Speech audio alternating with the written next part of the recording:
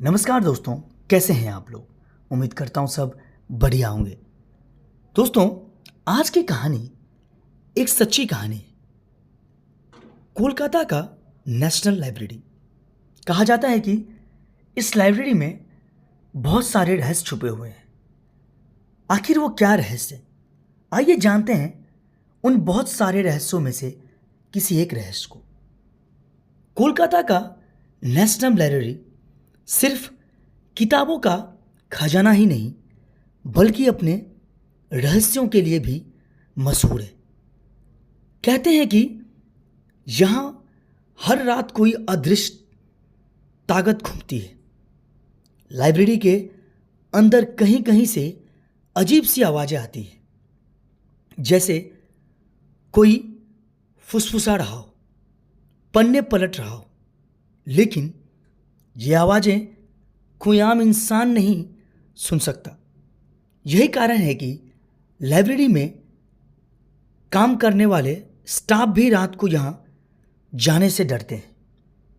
एक रात शुभम नाम का एक शोध छात्र लाइब्रेरी में अपनी रिसर्च के लिए रात को रुक गया। उसे इतिहास में विशेष रुचि थी, और खासकर उन किताबों में जो लाइब्रेरी के सबसे पुराने हिस्से में रखी थी, जिन्हें शायद ही कभी किसी ने पढ़ा हो।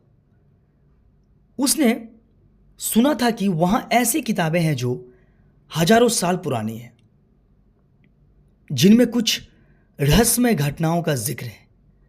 उसी रात उसने लाइब्रेरी की सबसे पुरानी किताबें खोजने का फैसला किया। जैसे ही घड़ी में रात के 12 बजे लाइब्रेरी के हॉल में एक ठंडी हवा और झोंका आया। शुभम की रीढ़ की हड्डी में एक अजीब सी सिहरन हुई।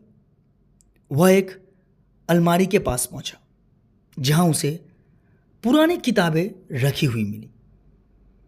तभी एक अजीब सी आवाजें उसके कानों में पड़ी। शिवम, शिवम। वह चौंक कर इधर उधर देखने लगा, पर वहां कोई नहीं था। उसकी धड़कनें तेज हो गई। आवाज लगातार उसकी ओर बढ़ती जा रही थी। उसने अपने आप से कहा, यह सिर्फ मेरा भ्रम है, शायद मैं बहुत ज्यादा सोच रहा हूं। लेकिन तभी उसकी नजर एक किताब पर पड़ी, जिसका शीर्षक था अधूरी कहानी। उसने किताब उठाई और उसके पन्ने पलटने को पलटा। उस पर लिखा था, ये कहानियां अधूरी है और इन्हें पूरा करना तुम्हारा काम है। शुभम ने उस किताब को पढ़ना शुरू किया। जैसे जैसे वह आगे बढ़ता गया, किताब की कहानियां जीवित होती दिखने लगी। उसकी आंखों के सामने घटनाएं घटने लगी। उसमें एक कहानी थी लाल साड़ी वाली औरत की, जो एक पुराने जमाने में यहाँ की लाइब्रेरी में काम करती थी। कहते हैं कि वह औरत एक रहस्यमय मौत का शिकार हुई थी, और उसकी आत्मा आज भी लाइब्रेरी में भटकती है। शुभम को लगा जैसे कोई उसके करीब आ रहा है। उसने जल्द से पीछे देखा तो उसे एक परछाई दिखाई दी। लाल साड़ी में एक औरत की परछाई। उसकी आंखें बिल्कुल सुख लाल थी। जैसे जैसे वह परछाई उसके करीब आती जा रही थी, शुभम का दिल तेजी से धड़कने लगा। उसने खुद को वहां से निकालने की कोशिश की, पर जैसे उसके पैर ने चलने से मना कर दिया था, वह जरवत खड़ा हो गया। तभी उस औरत की धीमी आवाज सुनाई दी, मेरी अधूरी कहानी को पूरा करो, या मेरी मेरी तरह तुम भी यहीं कैद हो जाओगे। ये सुनकर शुभम को लगा कि उसे इस किताब को पूरा पढ़ना होगा, तभी वह इस भयानक स्थिति से बाहर निकल पाएगा। उसने अपनी हिम्मत बटोरी और उस किताब को फिर से पढ़ने लगा। किताब के अगले पन्नों में समय यात्रा की एक रहस्यमय कथा थी। लिखा था कि लाइब्रेरी में एक गुप्त कमरा है जो अतीत और वर्तमान के बीच पुल का काम करता है। अगर कोई उस कमरे तक पहुंच सके तो वह वहां से वक्त में कहीं भी जा सकता है। यह सुनकर रजत का रोमांच और भी बढ़ गया। उसे समझ नहीं आ रहा था कि इस कमरे की जिक्र करना एक गूढ़ संदेश था कि सिर्फ कहानी का हिस्सा। उत्सुकता से भरकर शुभम ने लाइब्रेरी के गुप्त कमरे की खोज शुरू की। अचानक उसने देखा कि एक दीवार के पीछे का एक दरवाजा खुल रहा था।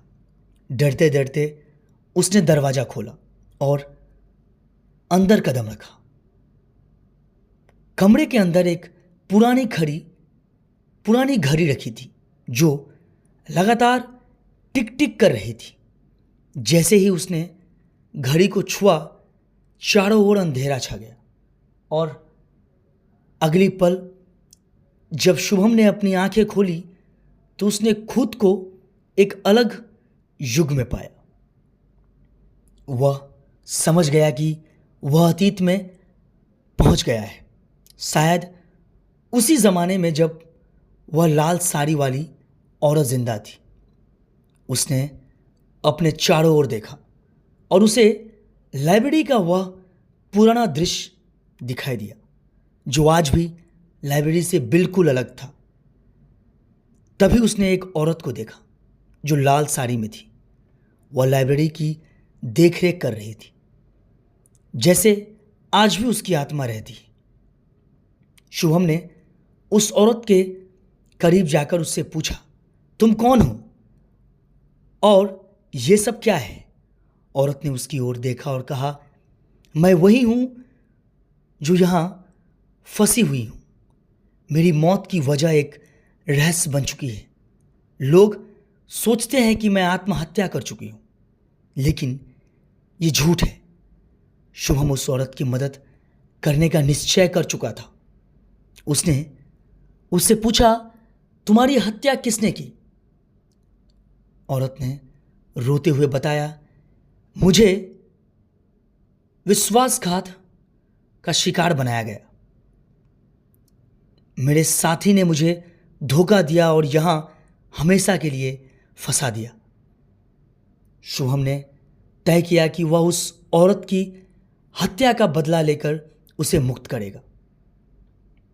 वह उस कमरे में गया और उसकी हत्या हुई थी और अचानक से उसकी आंखें के सामने वह दृश्य उभर आया और उसकी हत्या की गई थी।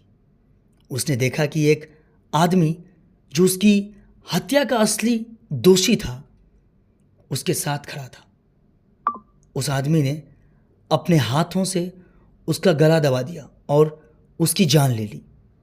शुभम ने उस दृश्य को देखकर मन में ठान लिया कि वह इस रहस्य को सुलझाएगा और उस औरत की आत्मा को मुक्ति करेगा।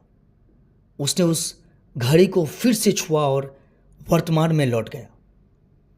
अब शुभम ने तय किया कि वह पुलिस को इस घटने की जानकारी देगा।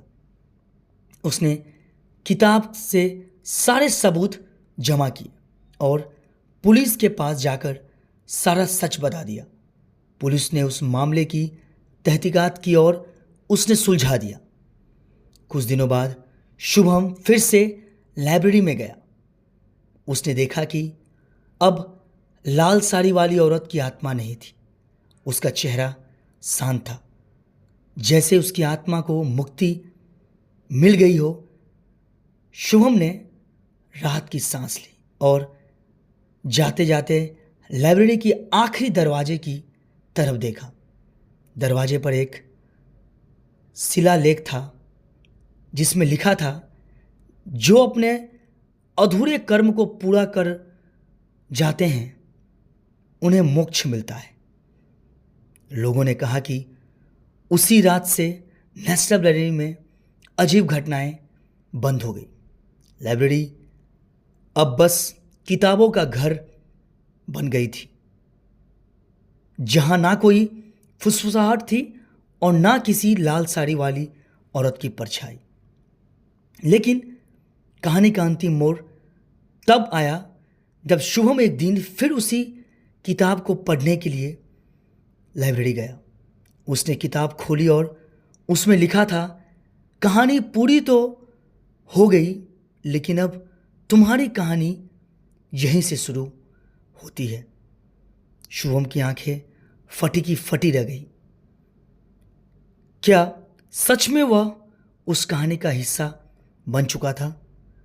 दोस्तों, अगर ये छोटी सी कहानी आपको अच्छी लगी हो तो प्लीज़ चैनल को लाइक और सब्सक्राइब जरूर करें।